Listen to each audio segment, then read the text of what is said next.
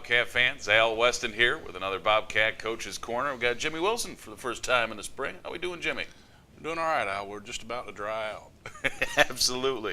Okay, so I wanted to give you a little bit of time, get some tournaments under your belt so we'd have some stuff to talk about. And 2 dates, but only unfortunately got one of them out of the way. The trip down to Savannah was a little wet, wasn't it? That's been polite, a little bit wet. Yeah, we got in 9 holes, called it 11 o'clock on Monday with all sorts of contingency plans of trying to get in the rest of the tournament. And finally Tuesday morning, the golf course just told us the golf course is too wet to be played upon. Now, with all this rain, I'm going to bet you're probably winning, weren't you? Sure, sure. That's what we're going to tell That's what we're going with anyway. Excellent, excellent. All right, we did get one tournament in there down to Matlock Intercollegiate, always a tough one down to Florida Southern. And, so tell me a little bit. We started off a little rough on day one, and then day two, man, you guys had the best round of anybody, and, things really opened up for you. Yeah, we had several qualifying rounds going into the Matlock. Guys were playing solid. I was really looking forward to the first event. That might have been the problem in that, I'm usually going in cautious, but I was excited for the guys. And, the first day we just didn't play well.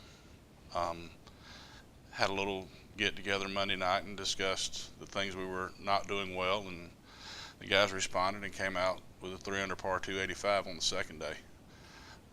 Got it back close to respectable.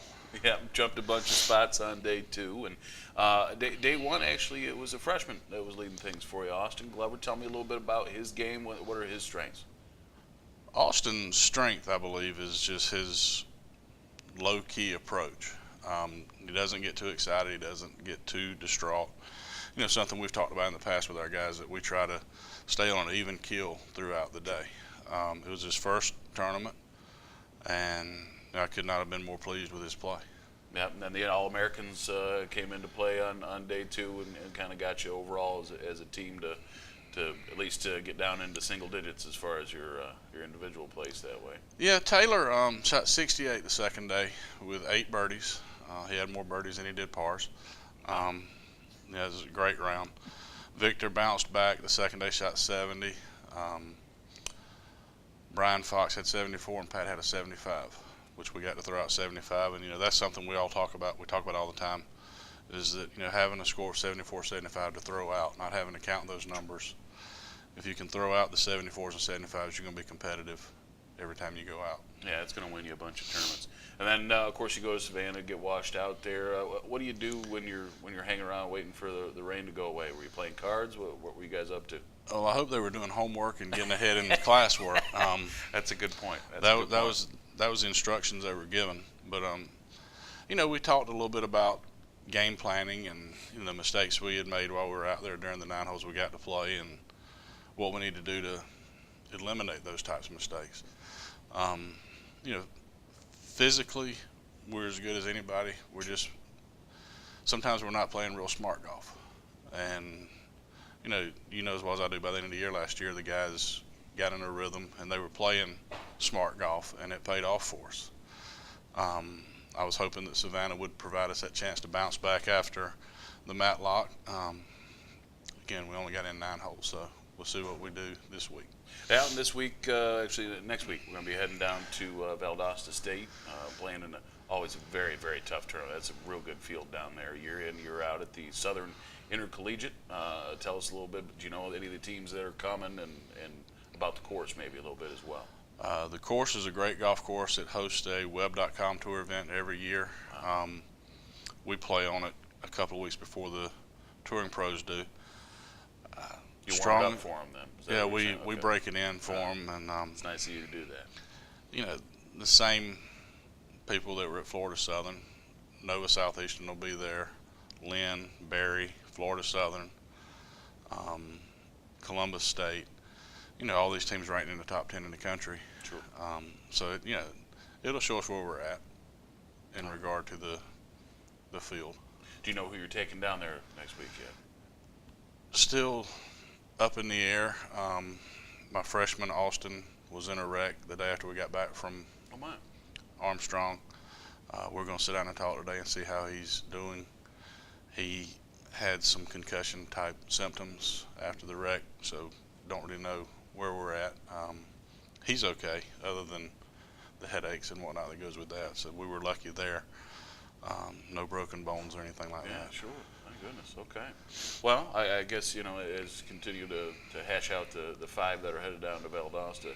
But later this month, of course, our home tournament, the one home tournament for Bobcat golf each year. And it's going to be a big one, as it always is. We bring in some of the best field to this Bobcat Invitational, don't we? Yep, we'll be playing the practice round March 17th. The tournament will be the 18th and 19th. Again, the strongest field of the year in Division II, playing at our place at Tuscaloosa. We've probably got 15 of the top 20 teams in the country playing there this year. So, it'll be a good test. Now, I recently played Tuscaloosa myself with my father when he was in town. I think I'm still shaking some of the sand out of my shoes, but it's a tough course. Is that part of what brings everybody into this tournament? Yeah, it's a great golf course.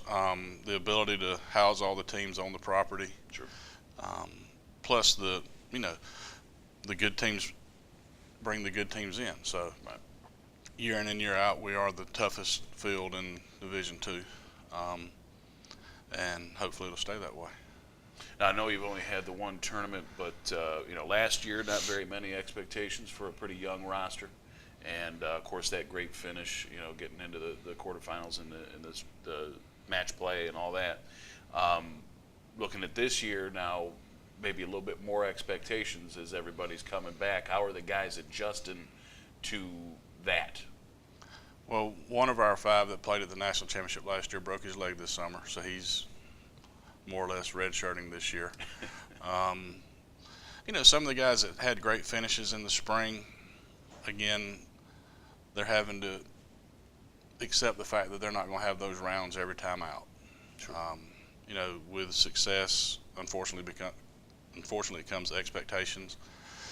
And, when you place expectations on what you're doing, sometimes you put too much pressure on yourself, and it's hard to just be free and play golf. So, we're fighting a little bit of that. Hopefully we can get it all sorted out before the first week in May. Well, there you go. Well, we'll see if the Bobcats can sort it out. Stay tuned to gcbobcats.com for all the results from that Southern Intercollegiate at Valdosta. Also want to encourage you to get up to Tuscaloosa. It's a great course and a great venue to watch golf as well, to join us later this month up there at Eatonton. So if you can't make it up there as well, again, continue to check gcbobcats.com for all the results and information that way. Our time here has come to a close. Thanks for being with us again, Jimmy. Yes, sir. Thank you for having me. Very excited about the day, Jimmy was. For Jimmy Wilson, Al Weston for the Bobcat Coach's Corner.